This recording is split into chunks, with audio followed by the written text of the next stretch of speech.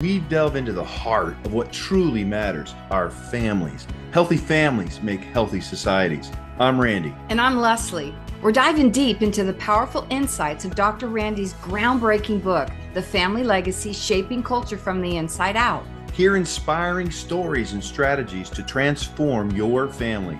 We'll explore topics like communication, forgiveness, healing, parenting, marriage. We'll cover it all. We'll have provoking conversations with experts, coaches, and real-life families who are benefiting from intentional family building. This podcast isn't just about theories, it's about tools that you can implement today. We all come from families, so this podcast is for you. Join us on this incredible family journey. Subscribe now as we learn to do family as God designed. Transforming families one episode at a time. Remember, whoever wins the family wins the culture in the end. Let's go. Well, hello, everyone. Welcome to Transforming Families with Randy and Leslie. I am Leslie. And I'm Randy. We are talking about our upcoming family school today, and we have with us Rachel Johnson, who is one of our first graduates out of the school, and she's just an amazing woman. She's a mom.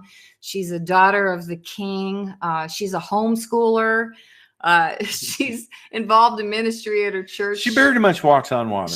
Walks on water, and her kids are amazing. So we're really excited to have her with us today. She's just basically going to be sharing with us her experience, really her testimony of what family school was like for her, because where do we go to learn how to do family? The family school. You go to family school, and that's what we offer here at the Family Reformation Project. So welcome, Rachel. We are so glad you're here. Hey, thanks, guys, for having me. Absolutely. So we're excited because this is part of our several episodes around the family school. We've got what we call a new cycle of the family school coming up, the beginning of 3 classes. And Rachel, first of all, we ask everybody, tell us just a little about your family. Yeah, so I'm married to my husband, Levi. We've been married for almost 13 years. We have 3 children. Reagan and Riley will be 11 next month, and our son, Ted, is almost 9. That's a little bit about who we are, and then we live in Northern Michigan, and like you mentioned, homeschooling. I homeschool the 3 of them. We've been doing that the last couple of years, pretty much post-COVID, and that's just been a whirlwind change, but it's been a wonderful, wonderful change. So that's what we do here. We had a chance to meet the kids last May, or this last May. Oh, they're just tremendous. Ted started giving me a hard time within 60 seconds of knowing him about my choice in football team, so I knew I liked him right away. Knew he had good parents. So, we're talking about the family school. Talk to us about what was your thinking that led to the decision for you to enroll in family school? So yeah, with the age of our kids, I did the first one, like you guys said, about 1.5 years ago, I think it was, that we started. And I mean, deep in the throes of parenting, we're kind of post-toddler parenting, and you're through that, and you're real getting into where they're forming a lot of opinions and, a lot of things changing constantly in the actual, raising of them, and just really wanted a shift in parenting. We both, my husband and I, come from, super tight-knit families, amazing parents, raised in Christian homes. And we want to obviously continue a lot of the good parenting that we were raised with, and also like build off of that, right? We were given such a solid foundation, but we can always do more, with what we've been given. And so we just really had a heart for, when we were approached with this, just what else can we do? What can we better in our parenting and in how we do family together? And family's always been, since day one, family's been one of our biggest values. And so we wanted to spend time actually investing in learning how to do that better.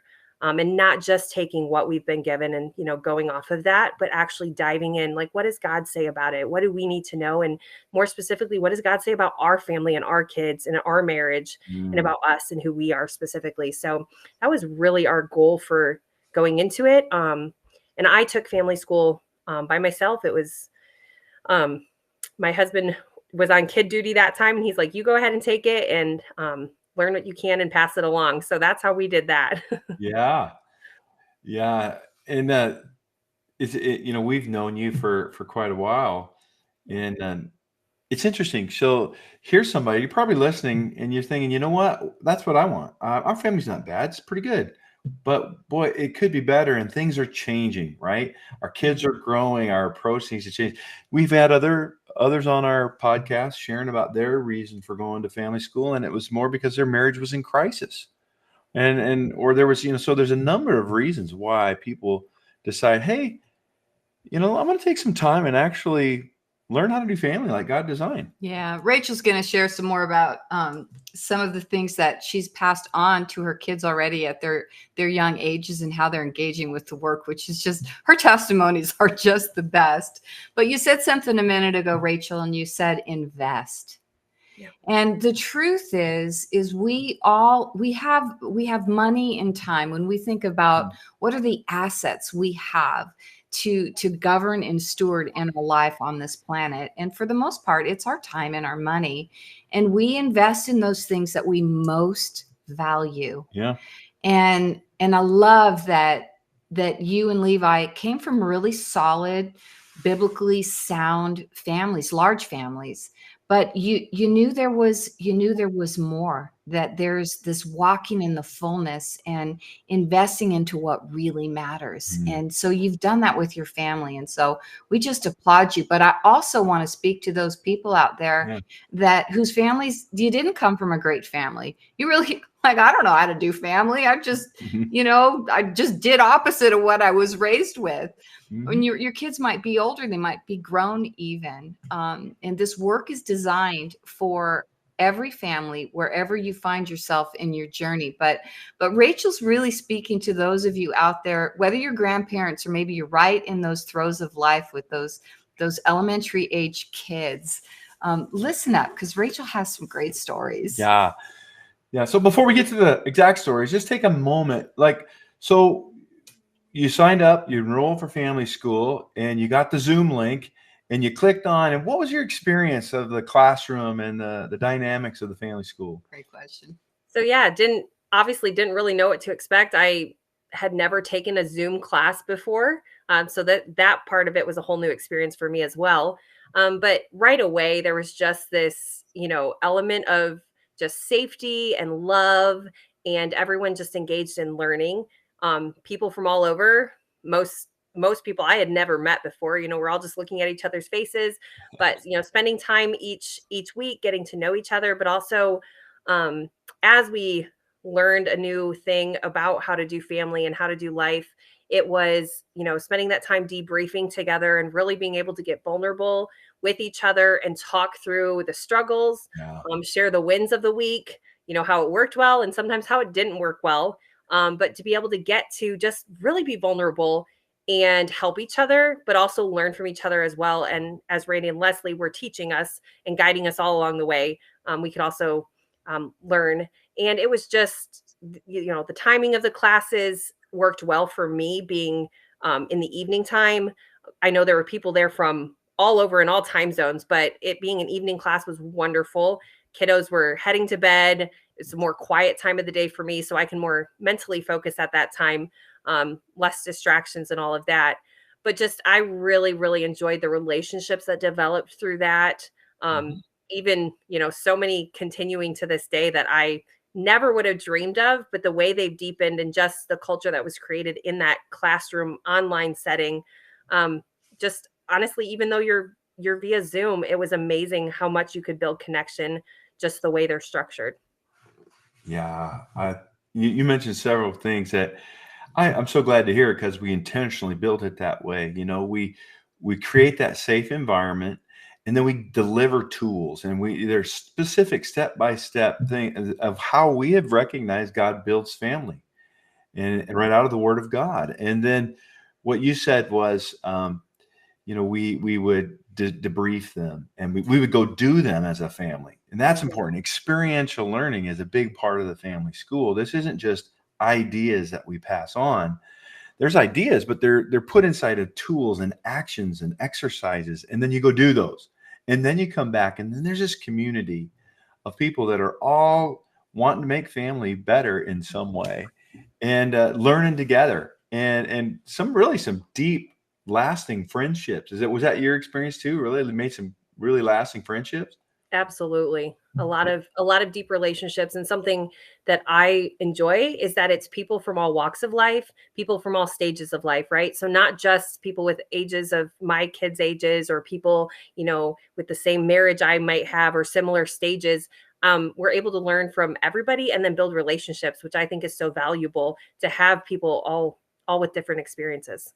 That's Yeah. so good. That's such a beautiful picture of really the greater family of God here on earth, right? Like we come to Mm. family school to learn about our families and how to improve our families, and how do we practically pass on the character and nature of God in our families. But the community that's developed in all different walks of Mhm. life, all different demographics, all different age groups, is really wonderful, because there is, just like the human body, every part plays its part, Yeah. right? I Yeah. mean, the hand does what the hand does, the eye does what the eye does, and one isn't greater than the other. Jesus is the head, right? Mhm. But in all these different walks of life and different seasons in life, there's so much that we can learn Yeah. and glean from each other. And that's been our experience too, as we've led these classes. It's just been really delightful, the relationships that have been formed, and the community, right? The support. Yeah. That's Mhm. big,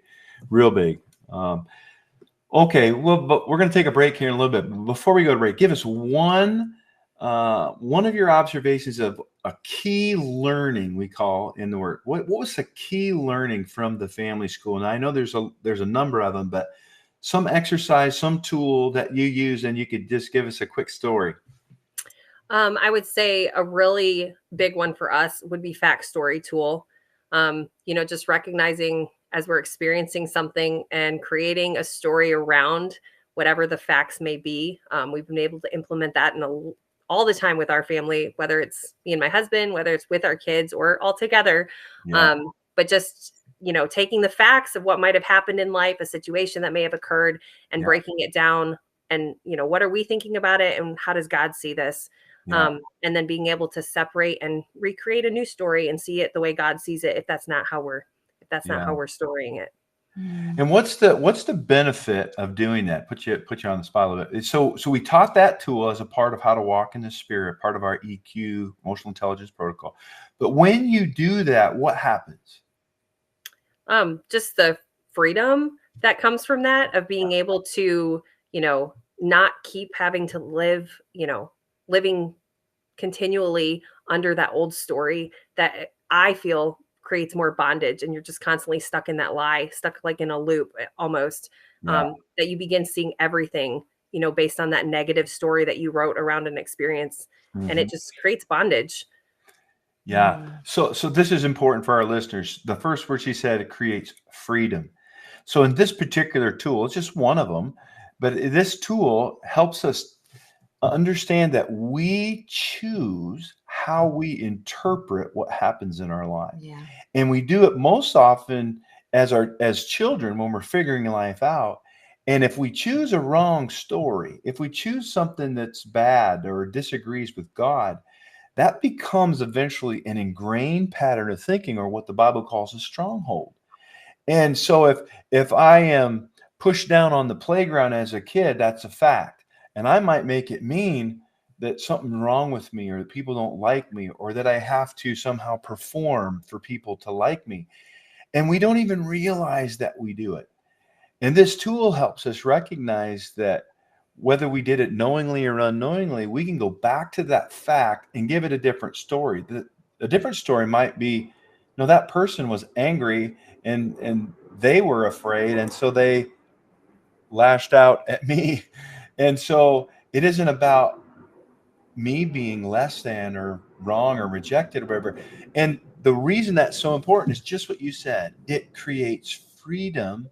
And so these patterns left unnoticed just create problems for us for a lifetime until we fix them. And so you're teaching your children 10, 11, years old, how to govern their thinking to think like God thinks. And this is profound. Yeah, this is Romans 8:28 in action, right? It's taking everything and letting God work it for our good. It's his story. It's also taking every thought captive, right? So all of our feelings are generated out of something that we Mhm. believe or think in our heart. And so this tool is so revolutionary in that it takes that feeling, you identify that thought, you take it captive, and you bring it under obedience to Christ. In other words, you agree with the way God thinks about it. Yeah.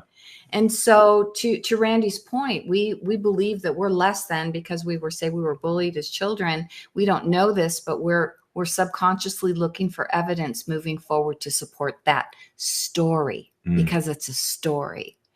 And when we learn how to take that thought captive and get God's story around it, God's story might look like, boy, I let that happen to you, and I've turned it around because you have grown in empathy and compassion for people. And then he uses that, and his story is always the best story.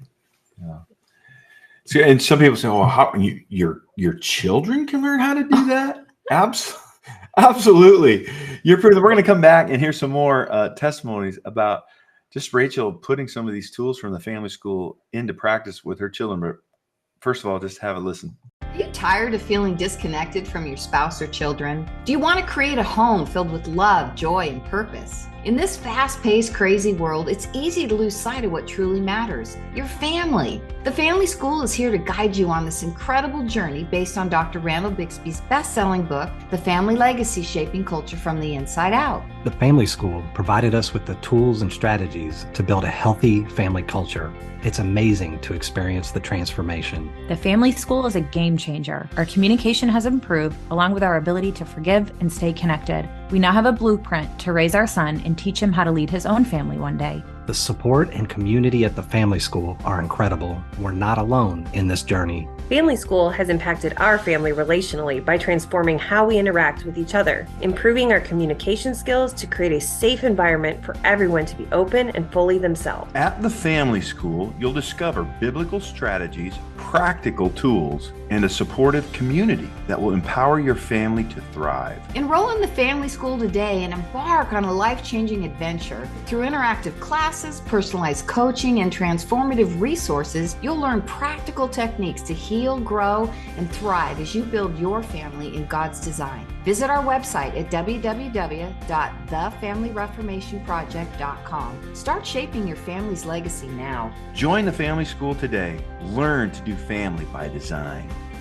Welcome back to Transforming Families with Brandy and Leslie. We're talking today with Rachel Johnson, a graduate of our Family School, and she's just sharing some stories around the tools that she learned in the school that she's been using with her 3 children. And Rachel, keep going. What else have you done that you found to really be impactful with your family?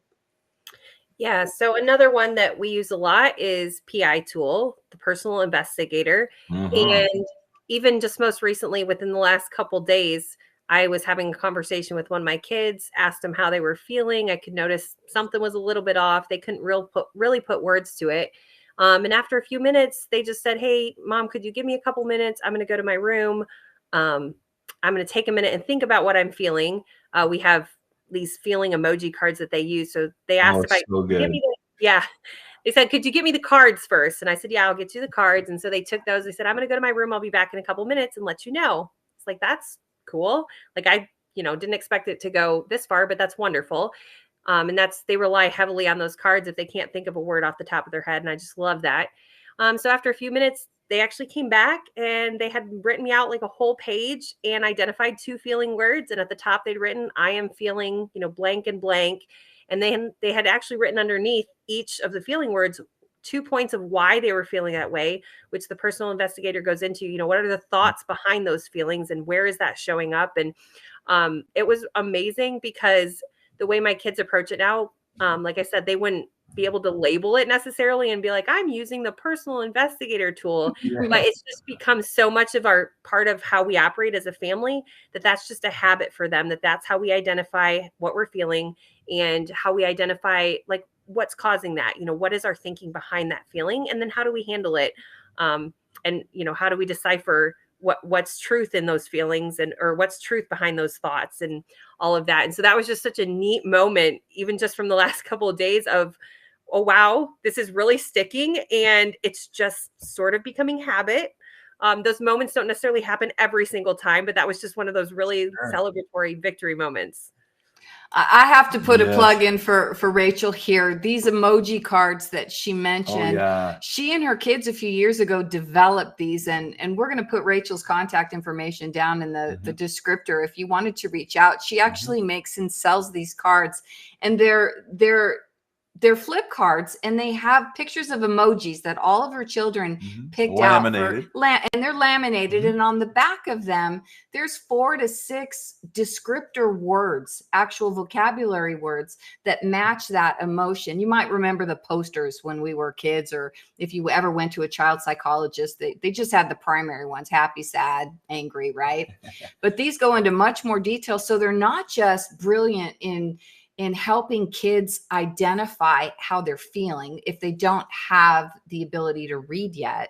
But it's also an incredible educational piece, because the words are right behind there. And especially if you're a homeschooler, my goodness, these things are brilliant. I know that she makes those, and she's happy to share those with people. So if you're interested in those, reach out to her. And you might be listening saying, well, what's the big deal? I know if my kid's happy or sad or mad, but beyond that, what you described, Rachel, is that the purpose of that tool is to help us walk in the Spirit, help us discern between the different parts of us, our emotions, and the thinking that's actually creating our emotions. And then where's that thinking coming from, so that we get into what's really causing our behavior and our feelings in our lives, so that if we want to be transformed, and we do, right? That's our goal, to be transformed into the by the renewing of our minds.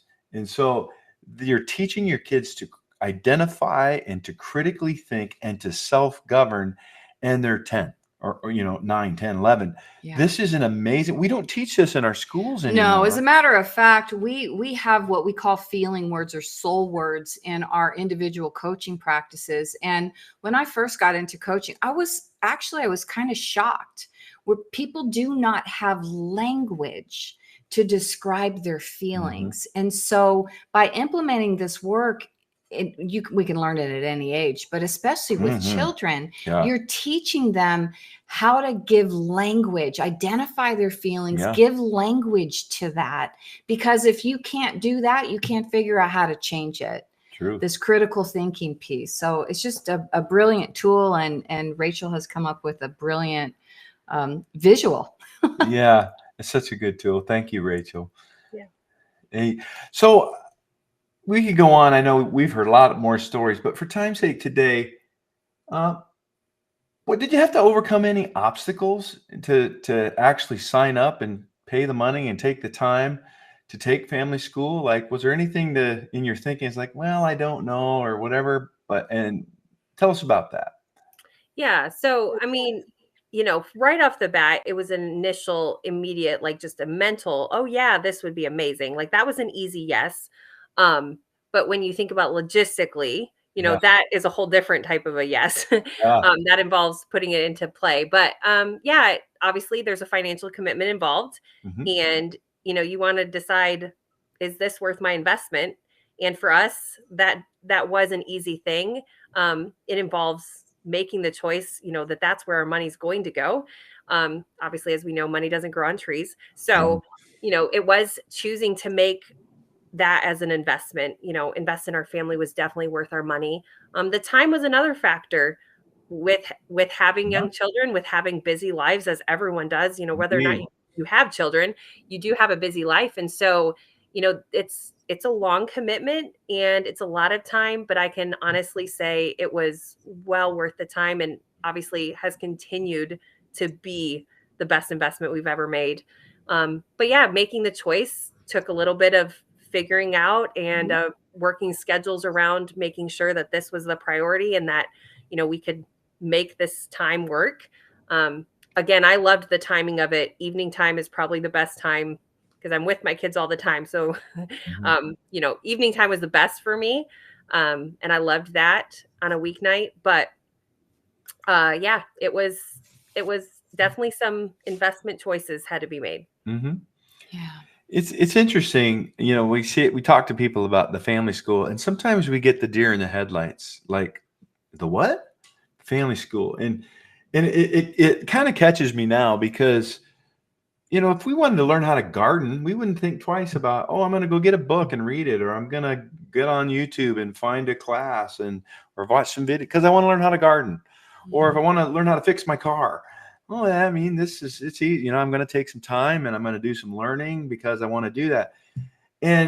But why not do that with family? Yeah, we certainly do it around our professional. Like if you've got yeah. any kind of credential or licensing, Mhm. and I mean, it covers a broad range from auto mechanics to doctors, right? Hairdressers. You go through school to get a skill set, and then you continue on. There's continuing education. I know we do it with our professional credentialing.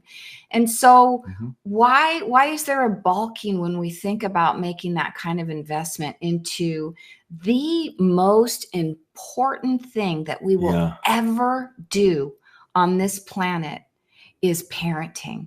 Yeah. Because the legacy and the long-term effects of not just the, let's call it 18, 25 years of raising them and getting them educated is their life. And then all of the spheres or mountains or gates of culture that our kids influence. Like, we're a little passionate about family around here, and we really do believe that all of culture flows out of family. Yeah. So it's fascinating.